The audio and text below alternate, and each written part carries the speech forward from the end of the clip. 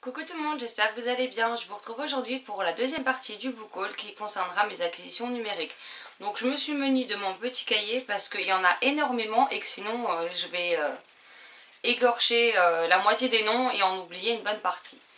Donc on va commencer par les services presse. Donc j'ai tout d'abord reçu, grâce aux éditions Plume Blanche que je remercie, 2 SP numériques. Donc on a De l'autre côté de l'eau ainsi que le tome 1 des oubliés. Donc c'est des livres et une maison d'édition que je rêvais de découvrir depuis un moment, donc je suis contente de pouvoir les découvrir cet été.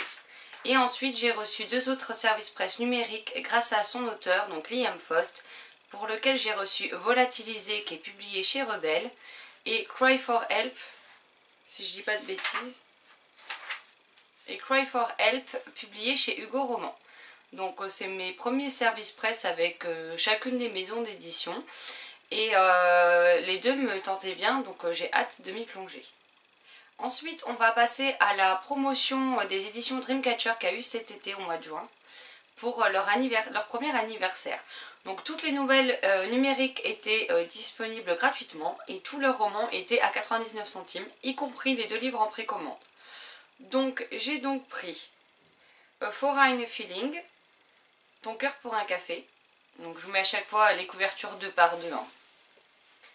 Entre les mondes, les tomes 1 et les tomes 2. La Parisienne et le Highlander, tome 1 et tome 2.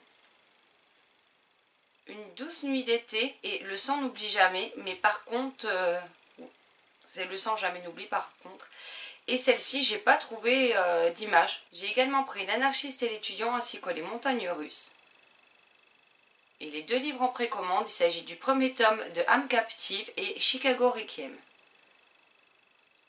Donc ce sont tous des livres qui me font envie, j'aime beaucoup les couvertures et j'ai pu découvrir en service presse Anna héritière de lumière le tome 1, donc j'attends le 2 avec impatience.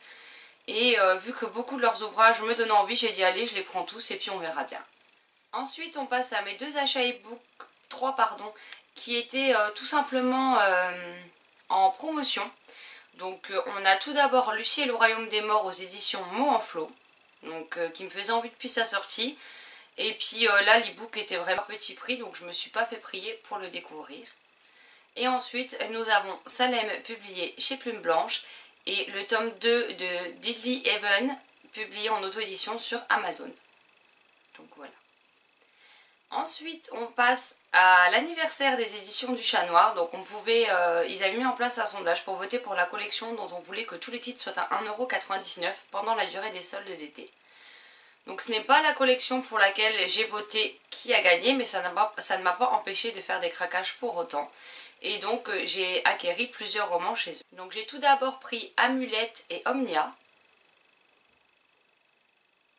J'ai ensuite pris la trilogie Les damnés de Dana, donc je vous mets les 3 couvertures là.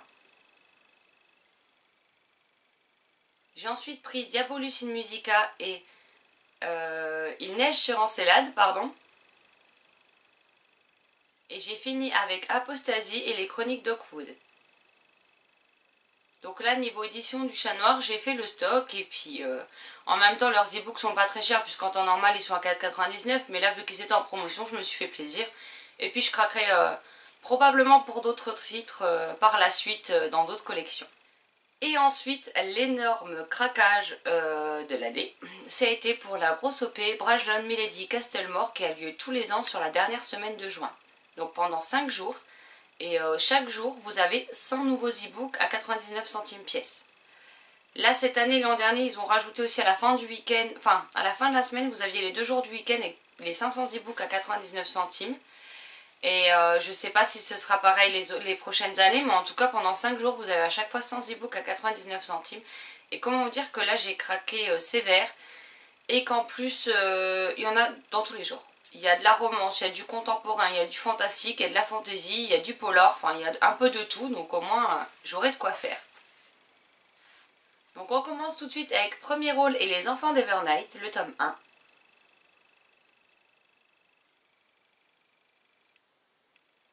On a ensuite Appartement 16 et Double Sens.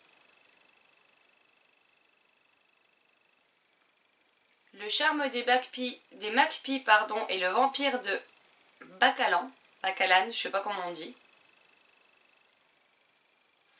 Ensuite, on a Fêlure et Arlys des Forains. On a Serpentine et la main de l'empereur, donc le tome 1. Snowblind et Un jour peut-être. Wild Heart et le secret de Crickley Hall, pardon. Je raffole de Paris et l'architective. La vague et les fabuleuses tribulations d'Arthur Pepper. Dans le genre, le titre à rallonge, on y est là. Hein.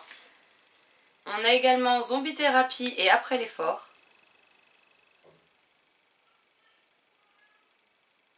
Wildfeld et Après l'orage. Donc je laisse à chaque fois un petit blanc, mais c'est pour que vous ayez vraiment le temps de voir bien comme il faut les couvertures, ainsi que le nom des auteurs, quoi. Et on finit avec Takeover, donc je crois que c'est un premier tome, et Les mots d'Eden. Donc dans la romance c'est pareil, on a de la romance MF et de la romance MM. Vu que c'est un genre avec lequel je n'ai aucun problème, donc je me suis dit que ce serait sympa de découvrir certains titres de la collection Slash, surtout que Simi de la chaîne Les Loisirs de Simi aime beaucoup cette collection, aime beaucoup ces histoires, donc je me suis laissée convaincre. Donc voilà. Donc voilà mon énorme craquage numérique du mois de juin. On peut dire que j'ai pas été vraiment très raisonnable, mais bon, c'est pas grave. Surtout quand on voit déjà la partie papier qui contenait 25 livres. Techniquement, au mois de juillet, je touche du bois, hein, ça devrait être un peu plus calme, même si à l'heure actuelle, je vous filme cette vidéo, on est le 4 juillet, j'ai déjà un gain concours et 2 services presse à vous présenter. Mais je compte faire attention au niveau des achats, et puis surtout que j'ai beaucoup de SP à lire cet été, que j'ai beaucoup de livres dans ma pile à lire, du coup, qui l'ont rejoint récemment, que j'ai envie de lire. Donc je vais probablement essayer de me calmer sur juillet. Sur août, je parierai pas parce qu'il y a l'anniversaire Rebelle qui est en cours en promo numérique, pareil. Donc tous leurs premiers tomes et tous les one-shots sont à 99 centimes.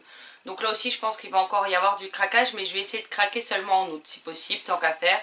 Comme ça répartit aussi un peu les frais parce que j'ai quand même légèrement abusé sur ce coup-là en juin. Donc on va laisser le mois de juillet passer tranquillou, hein, et on verra ça le mois prochain. Sur ce, n'hésitez pas à me dire s'il y a des titres que vous avez également achetés, si vous les avez lus, ce que vous en avez pensé.